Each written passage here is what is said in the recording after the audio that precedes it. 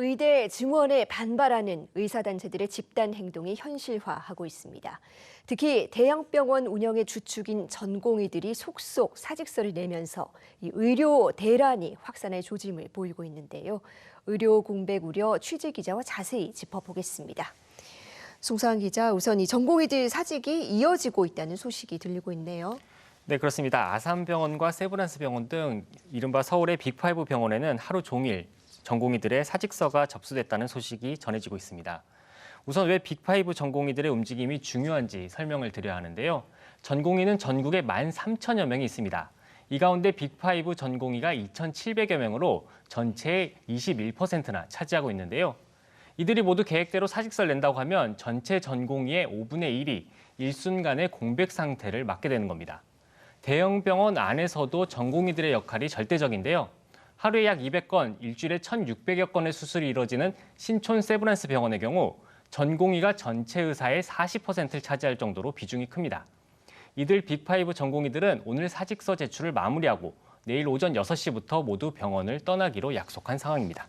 예, 그런데 이런 전공의들의 사직 움직임이 서울뿐만 아니라 전국적으로 확산될 조짐을 보이고 있다고요? 네, 대전 성모병원은 전공의 60여 명 중 40여 명이 사직서를 제출했고 제출자 상당수가 출근하지 않은 상황이라고 밝혔습니다. 부산 지역에는 부산대병원 100명, 동아대병원은 10명이 사직서를 제출했고 충북대병원에는 전공의 29명이 사직서를 냈습니다. 이 밖에 경북 안동병원, 인천 길병원, 강원 원주 세브란스병원 등에서도 사직서 제출이 이어지고 있다고 합니다. 네, 의대생들 역시도 이 전공의들 움직임에 힘을 보태고 있죠. 예, 의대생들은 내일을 기점으로 동맹휴학에 참여하겠다는 입장인데요. 충북대 의대생 190여 명은 학교 측에 수업 거부를 통보했습니다. 가장 먼저 160여 명의 학생이 집단으로 휴학계를 냈던 원광대의 경우 지도교수 면담 등을 거쳐서 휴학 의사를 모두 철회하긴 했습니다. 이주호 부총리는 전국 의과대학 총장들과 긴급 화상회의를 열었는데요. 이 부총리는 학생들이 잘못된 선택으로 불이익을 받거나 국민 불안이 커지지 않도록 대학별 상황을 공유하고 적극 대응해달라고 총장들에게 당부했습니다. 예, 당장 내일부터 행동에 나설 조짐을 보이고 있는데 이렇게 되면 이 진료 차질 문제가 우려되지 않겠습니까? 그렇습니다. 앞서 전공의 비율이 40%에 달한다고 말씀드렸던 신촌 세브란스 병원의 경우 전체 수술 예약의 절반 정도만 진행하기로 환자들의 동의를 구했다고 합니다. 네.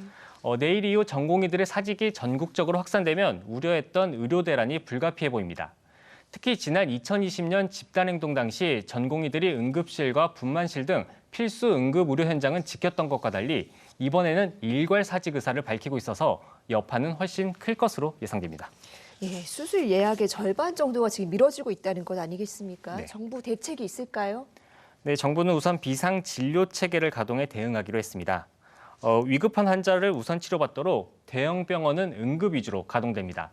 환자의 중증도에 따라서 경증과 비응급 환자는 협력병원으로 옮기도록 지원하고 지방의료원 등 공공병원은 저녁 8시 등으로 진료 시간을 늘립니다. 또 의료 공백이 현실화할 경우 비대면 진료도 확대할 방침인데요. 비대면 진료는 현재 의료 취약 지역의 환자나 휴일 야간 환자에 대해서만 제한적으로 허용되고 있는데 이 같은 규제를 한시적으로 풀겠다는 취지로 보입니다. 한덕수 국무총리의 발언 잠깐 들어보겠습니다. 정부는 전국 409개 응급의료기관의 응급실을 24시간 운영하여 비상진료에 차질이 없도록 하겠습니다. 상황이 악화될 경우 공보위와 군의관을 투입할 수 있도록.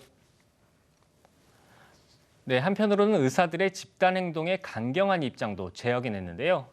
의사들의 진료 거부에 대해 고발과 함께 의사 면허 정지 등의 조치를 취한다는 당초 입장을 재차 확인했습니다. 여기에 의사들의 집단 행동에 따른 피해 사례를 접수하는 신고센터도 운영하기로 했는데요.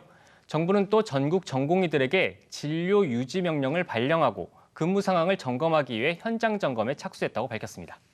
네, 지난주 정부가 필수 의료 유지 명령을 내렸다는 소식 이미 전해드렸었는데 오늘 내려진 진료 유지 명령은 이와는 다른 걸까요? 예, 말씀하신 것처럼 지난주 정부가 내린 필수 의료 유지 명령은 각 병원을 대상으로 응급실 등 필수 의료를 유지하라는 명령이었습니다. 이번 진료 유지 명령 대상은 전공의들인데요. 전공의 개개인을 대상으로 진료를 계속할 것을 명령하는 내용입니다. 두 명령 모두 근거는 의료법 제59조인데요. 이러한 명령에 따르지 않을 경우 3년 이하의 징역이나 3천만 원 이하의 벌금에 처해질 수 있습니다. 예, 이런 가운데 이 의대 학장들이 의대 증원을 요구하던 기존의 입장과는 좀 다른 입장을 냈다고요. 어떤 내용입니까? 네, 지난해 정부가 의대 정원 확대를 준비하면서 전국 40개 의대에게 수요 조사를 벌였는데요. 의대들은 현재 교육 여건만으로도 당장 2,000명, 인프라 투자가 된다면 3,000명 가까운 정원을 더 받을 수 있다고 답변했습니다. 정부가 증원 규모를 2,000명이라고 정한 것에 유력한 근거가 되기도 했는데요. 그런데 오늘 전국 의대 학장단은 이 같은 추산 규모에 대해 무리라면서 유감의 뜻을 밝힌 겁니다. 지난해 희망 증원 규모를 지나치게 부풀려 제출했다는 점을 인정하고 사과한 셈인데요. 학장단은 오늘 발표한 성명서를 통해 정부의 증원 정책을 철회하고 필수 의료 분야를 살릴 정책을 먼저 제시해달라고 요구했습니다. 또 동맹 휴학에 나서겠다고 밝힌 의대생들이 부당한 불이익을 받지 않도록 모든 조치를 취하겠다고도 덧붙였습니다. 네, 정부와 의사 모두 한치도 물러서지 않는 모습인데 무엇보다 이 국민들의 피해가 우려가 됩니다. 송상은 기자 잘 들었습니다.